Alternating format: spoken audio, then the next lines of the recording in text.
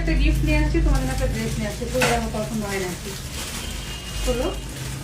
কালকে আসলে আমরা জামা নিয়ে যেতে পারি নাই, কালকে আমাদের প্ল্যানই ছিল যে ওর সাইজ আমি পাই না, আমরাও সাইজ পাই নাই, আর ওর আমরা সাইজ জানতামও না। তা আপুর জন্য ওই জামাটা আনছে। আমাদের পেজের জামা বলছো? ও এটা আপুদের পেজের জামা, খুলে দেখো। এটা হচ্ছে তোমাকে চাপায় পড়তে হবে, কারণ এর থেকে ছোট জামা নাই। এর থেকে একটু চাপাই নিবা, দেখো সুন্দর আছে, ওর সাথে ভালো লাগছে। এটা জামা, এটা সালোয়ার, এটা হচ্ছে না ওড়না, না বড় ঠিক ওড়না, আছে?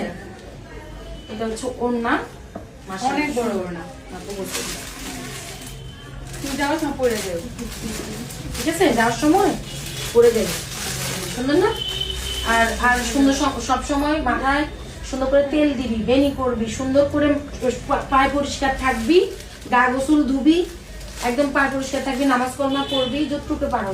স্কুলে তো ভর্তি হবি না, কইয়া দিছাস তো। হ্যাঁ খুলবো, এই যে খুলে দিচ্ছি, খুলে দিচ্ছি, এখনই খুলে দিচ্ছি, দাঁড়াও। ঠিক আছে টাটা।